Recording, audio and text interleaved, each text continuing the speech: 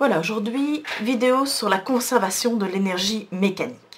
Alors, vous avez déjà vu précédemment des vidéos vous présentant l'énergie mécanique et plus précisément sa conservation. Alors, comme vous en avez rendu compte, nous parlerons chaque fois de la conservation de l'énergie mécanique lorsque dans les exercices, la hauteur ou la vitesse vont varier. Donc la plupart du temps, les deux vont varier, mais vous pouvez aussi utiliser la conservation de l'énergie mécanique lorsque une des deux varie. Donc retenez, c'est important, nous parlerons vraiment de conservation et nous allons utiliser la formule de la conservation de l'énergie mécanique lorsque la hauteur et la vitesse varient. Alors, que se passe-t-il lorsque je laisse tomber une balle? Donc, au départ, la balle a une certaine hauteur, donc la balle possède de l'énergie potentielle. Elle est immobile, donc elle ne possède pas d'énergie cinétique. Je laisse tomber la balle. Petit à petit, la balle perd de la hauteur. Donc vous voyez en rouge, l'énergie cinétique au fur et à mesure de la descente va diminuer. Mais en descendant, la balle va de plus en plus vite. Donc, elle a de plus en plus d'énergie cinétique qui est représentée en bleu et qui augmente au fur et à mesure. Arrivé au niveau du sol, l'énergie potentielle vaut 0 puisque la balle n'a plus de hauteur. Et la balle est à sa vitesse maximale. Donc, l'énergie mécanique qui est l'énergie totale est égale, dans ce cas-là, à l'énergie cinétique. Donc l'énergie potentielle lors de la descente s'est petit à petit transformée en énergie cinétique. Que se passe-t-il maintenant lors de la montée? L'énergie cinétique qui était maximale va diminuer petit à petit. Pourquoi? Parce qu'au fur et à mesure de la montée, la balle, quand la balle remonte, elle va de moins en moins vite pour s'arrêter tout en haut. Donc l'énergie cinétique diminue. Par contre, comme la balle prend de la hauteur, elle possède de plus en plus d'énergie potentielle. L'énergie potentielle, en effet, augmente. Donc, lors de la montée, l'énergie cinétique se transforme en énergie potentielle. Alors, on peut traduire ça en graphique. Donc, dans la partie gauche, je traite la descente de la balle. Dans la partie droite, la remontée de la balle. Alors, que se passe-t-il? En bleu, vous avez l'énergie potentielle. Quand la balle descend, il est logique que l'énergie potentielle descende. Et la balle va de plus en plus vite, donc c'est logique que l'énergie cinétique augmente. Donc, on observe que l'énergie potentielle diminue et l'énergie cinétique augmente. Donc l'énergie potentielle se transforme en énergie cinétique. Alors qu'est-ce qui se passe quand la balle remonte? Quand la balle remonte, comme elle prend de la hauteur, l'énergie potentielle augmente. L'énergie potentielle augmente, mais comme elle va de moins en moins vite, l'énergie cinétique descend. Donc, lors de la remontée, l'énergie cinétique se transforme en énergie potentielle. Lorsqu'on additionne l'énergie potentielle et l'énergie cinétique, on observe la droite rouge. Donc, on a additionné l'énergie cinétique et potentielle à tous les moments et on observe chaque fois la droite rouge. Ça veut dire que l'énergie mécanique reste la même. Évidemment, cette situation, c'est quand il n'y a pas de perte d'énergie dans les frottements. Que se passe-t-il si on a des pertes d'énergie dans les frottements? Alors, en bleu, vous avez l'énergie cinétique. En rouge, vous avez l'énergie potentielle. Donc ici, on voit bien que l'énergie potentielle diminue, la balle descend et la vitesse augmente. Elle va de plus en plus vite. Donc on est ici dans une descente. Ici, on est dans une remontée. L'énergie potentielle augmente puisqu'elle prend de la hauteur et l'énergie cinétique descend. Mais si on additionne les deux, on voit que l'énergie mécanique descend petit à petit. Pourquoi? Parce qu'il y a les pointillés, ce serait ce que serait l'énergie mécanique si elle était tout à fait conservée. Et là, vous voyez qu'il y a une perte différente, c'est la perte d'énergie dans les frottements. Alors, on arrive aux formules. Alors, je viens de vous le dire, l'énergie mécanique se conserve. Alors, nous allons chaque fois dans tous les exercices, ça c'est super important, choisir deux endroits, deux positions, que je vais appeler la position 1, la position 2. Alors, qu'est-ce qu'on nous dit? On nous dit que l'énergie mécanique dans la première position est égale à l'énergie mécanique dans la deuxième position, plus l'énergie qui est perdue dans les frottements. Si vous êtes face à un exercice où on vous dit que les frottements sont négligés, vous supprimez évidemment la partie énergie perdue dans les frottements. Voilà. Alors, je vais développer. On a vu que l'énergie mécanique, c'est l'énergie potentielle plus l'énergie cinétique. Donc, ceci représente l'énergie mécanique dans la position 1. Dans la position 1, l'énergie mécanique est égale à l'énergie potentielle que l'objet a quand il est dans la position 1, plus l'énergie cinétique que l'objet possède quand il est dans la position 1. Et l'énergie mécanique 2, c'est égal à l'énergie potentielle que possède l'objet quand il est en position 2, plus l'énergie potentielle, l'énergie cinétique quand il est en position 2. Plus toujours l'énergie perdue dans les frottements. Donc ceci, ce que je souligne chaque fois en orange, c'est l'énergie mécanique 1. Ce que je souligne en vert et qui ne change pas, c'est l'énergie mécanique en position 2. Alors l'énergie perdue dans les frottements, on peut aussi dire que c'est égal à moins le travail des forces de frottement. Et le travail des forces de frottement, c'est la force de frottement parallèle fois le déplacement. Attention, hein, les frottements exercent un travail résistant. Voilà, on va mettre maintenant en application ces différentes formules. Alors, je vous propose deux exercices supplémentaires. Le premier, le voici. Alors, vous avez une boucle, un peu comme à la foire foraine, hein, vous avez une animation. Vous avez une bille qui a une vitesse de 9 mètres par seconde. Elle va faire la boucle, et la boucle a une hauteur de 2,8 mètres. Alors, on vous dit qu'une bille de 200 grammes est animée d'une vitesse de 9 mètres par seconde. Dans un premier temps, on va négliger les frottements. Quelle vitesse sera-t-elle en haut de la boucle et après, quelle sera sa vitesse après la boucle? Après, on s'occupera de ce qui se passe quand il y a des frottements. Alors, dans un exercice comme celui-là, je vous rappelle, je viens de vous conseiller de chaque fois choisir deux positions. Alors, comment va-t-on choisir les positions? Le mieux, c'est de prendre une position dont vous connaissez un maximum d'informations. Ici, on connaît la hauteur, c'est 0 mètre, elle est tout en bas. On connaît la vitesse, 9 mètres par seconde, on connaît tout. Ici, j'appelle ça ma position 1. Et comme on me demande la vitesse que l'objet aura, que la bille aura ici au-dessus, je considère que la position 2, c'est en haut de la boucle. Donc, je vais faire l'exercice A.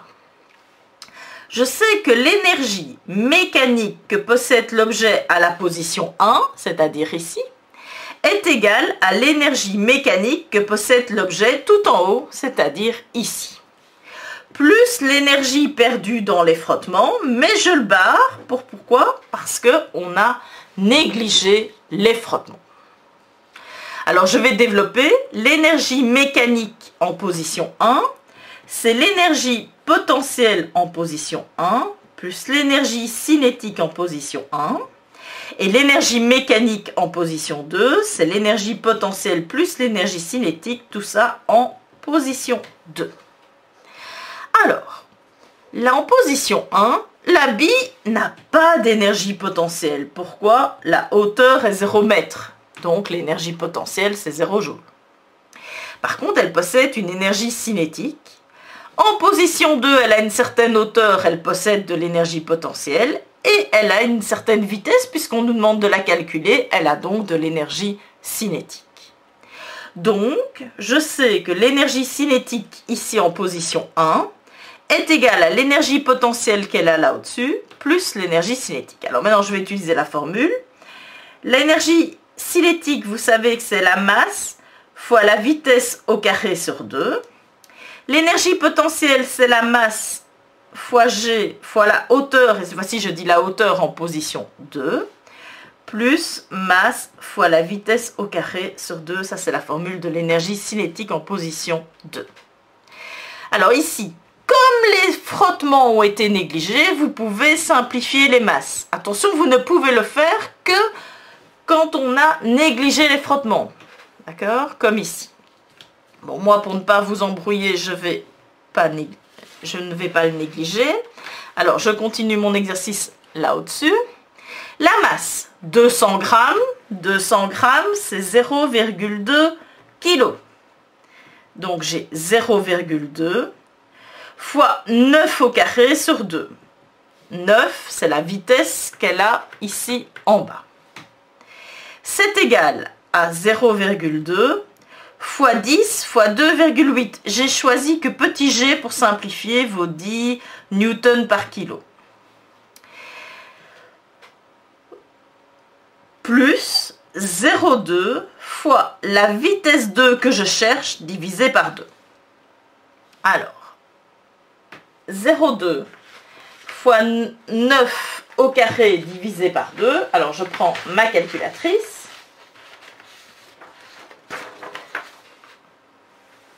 Et je vois que ça fait 8,1.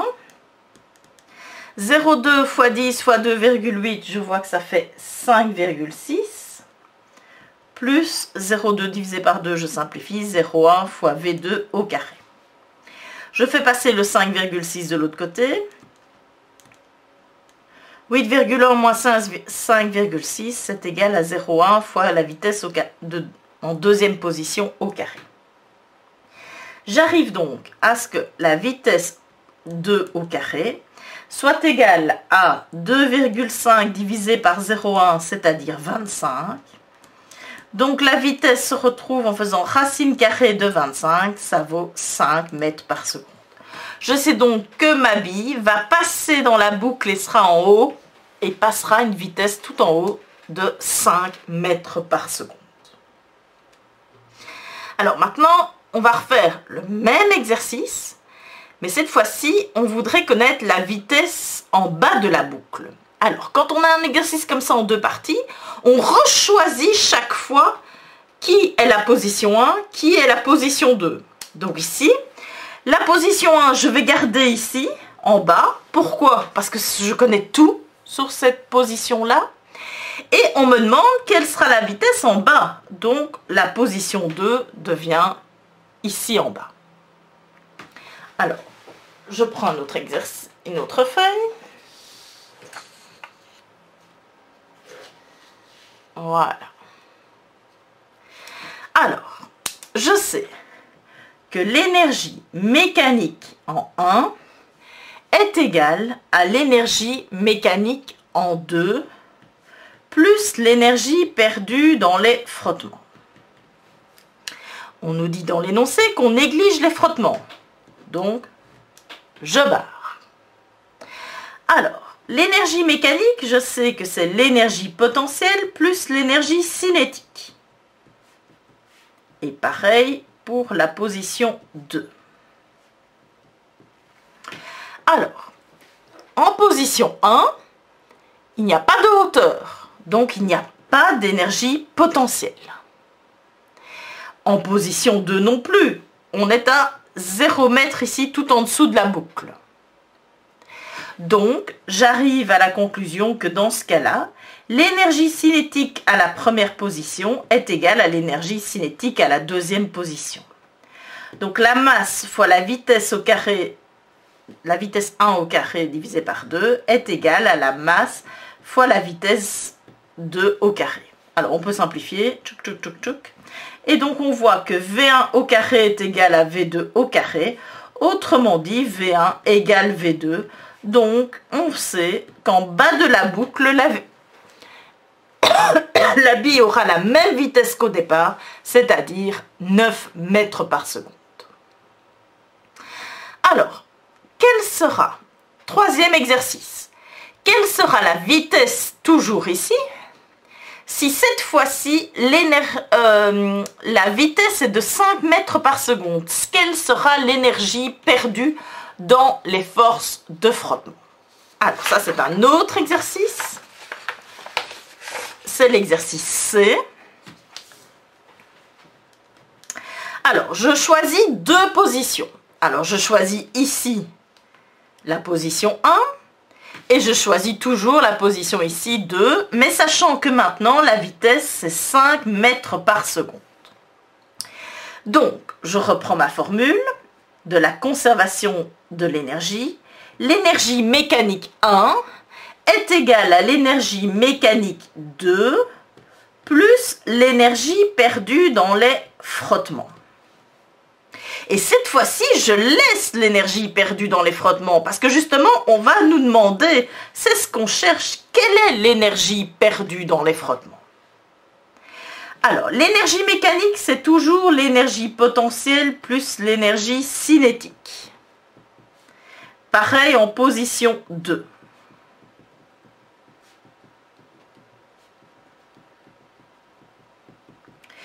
Alors là, je réfléchis. En position 1 et en position 2, la bille est à la hauteur 0 mètre, donc elle n'a pas de hauteur, donc pas d'énergie potentielle. Donc, je sais que l'énergie cinétique de la bille quand elle est en position 1 est égale à l'énergie cinétique de la bille en position 2 plus l'énergie perdue dans les frottements. Alors, l'énergie cinétique de la bille en position 1, c'est la masse fois la vitesse en position 1 au carré divisé par 2. C'est la même formule, mais cette fois-ci avec la vitesse en position 2, plus l'énergie perdue dans les frottements. Je remplace. La masse, c'est 0,2. La vitesse dans la position 1, c'est 9. Donc 9 au carré divisé par 2. La masse, c'est toujours 0,2 fois la vitesse, et on m'a dit dans l'énoncé que la vitesse est 5 mètres par seconde au carré divisé par 2. Donc en faisant ceci moins cela, je trouve l'énergie perdue dans les frottements. Et l'énergie perdue dans les frottements, donc c'est 0,2 fois 9 au carré sur 2 moins 0,2 fois 5 au carré sur 2. Je trouve que ça vaut 5,6 joules. Voilà l'énergie perdue dans les frottements. Donc, pour revoir ce qu'on vient de voir, dans ce type d'exercice, vous appliquez cette formule-là toujours. L'énergie mécanique en première position est égale à l'énergie mécanique en deuxième position plus l'énergie perdue dans les frottements. L'énergie perdue dans les frottements, vous pouvez la barrer uniquement quand on dit dans l'énoncé que les forces de frottement sont négligées. Vous devez toujours choisir vous-même la position 1 et la position 2. Et comme vous voyez dans cet exercice, ça a varié en fonction de la question A, B ou C. Comment choisir les positions 1, 2? Vous choisissez toujours une position dont vous connaissez le maximum de choses, c'est-à-dire ici nous avons choisi cette position-ci pour la position 1. Et la deuxième position, c'est la position pour laquelle on vous pose des questions. Voilà pour le premier exercice supplémentaire. Voilà, deuxième exercice supplémentaire. Donc, un wagonnet de 1 tonne lancé à une vitesse de 20 mètres par seconde sur un rail en pente s'arrête après avoir parcouru une distance de 500 mètres. Donc ça, c'est la distance parcourue, 500 mètres. Et gravit une dénivellation de 15 mètres. Donc c'est lorsqu'il est à 15 mètres de haut qu'il s'arrête. Et on te demande de calculer les forces de frottement. Alors, c'est un exercice où la vitesse varie. On passe de 20 mètres par seconde à 0 mètres par seconde. La hauteur aussi varie. Donc on est typiquement dans un exercice de conservation de l'énergie mécanique. Donc tu sais que l'énergie mécanique dans la première position est égale à l'énergie mécanique dans la deuxième position plus l'énergie perdue dans les frottements. Alors, dans ce type d'exercice, il faut chaque fois choisir la position 1, la position 2. Bon, ici, ça semble clair. La position 1, c'est quand le wagonnet est en dessous. La position 2, c'est quand le wagonnet est immobile à 15 mètres du sol. Alors, l'énergie mécanique, on va le développer, c'est l'énergie potentielle en position 1 plus l'énergie cinétique en position 1. Pareil pour l'énergie mécanique 2, c'est l'énergie potentielle en position 2 plus l'énergie cinétique en position 2, plus l'énergie perdue dans les frottements. Alors, on peut déjà voir que comme le wagonnet a aucune hauteur en position 1, il n'a pas d'énergie potentielle, puisque sa hauteur, c'est 0 mètre. Ça simplifie déjà un peu l'équation. On voit aussi que le wagonnet en position 2 a une vitesse qui vaut 0 mètre par seconde, il est à l'arrêt, donc il n'a pas d'énergie cinétique en position 2. Donc je me retrouve avec la formule simplifiée que l'énergie cinétique en première position est égale à l'énergie potentielle en deuxième position plus l'énergie perdue dans les frottements. Comme on me demande de calculer la valeur des forces de frottement, c'est clair que les forces de frottement dans ce cas-ci ne sont pas négligées, donc on les note bien dans la formule évidemment. Alors, ensuite je vais développer la formule. L'énergie cinétique, c'est la masse fois la vitesse en première position au carré sur 2. C'est égal à l'énergie potentielle qui est la masse fois petit g fois la hauteur 2, plus l'énergie perdue dans les frottements. Alors, la masse, c'est une tonne, donc c'est 1000 kg. La vitesse au départ, ici en bas, c'est 20 mètres par seconde, que je mets au carré et que je divise par 2.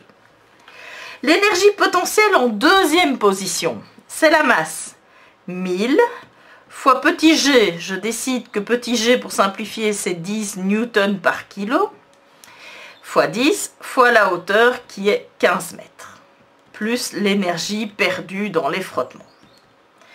Donc 1000 fois 20 au carré divisé par 2, j'arrive à 200 000.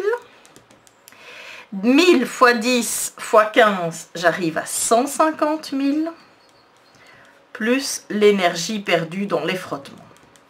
Donc, je trouve que l'énergie perdue dans les frottements, c'est 200 000 moins 150 000, c'est-à-dire 50 000 joules.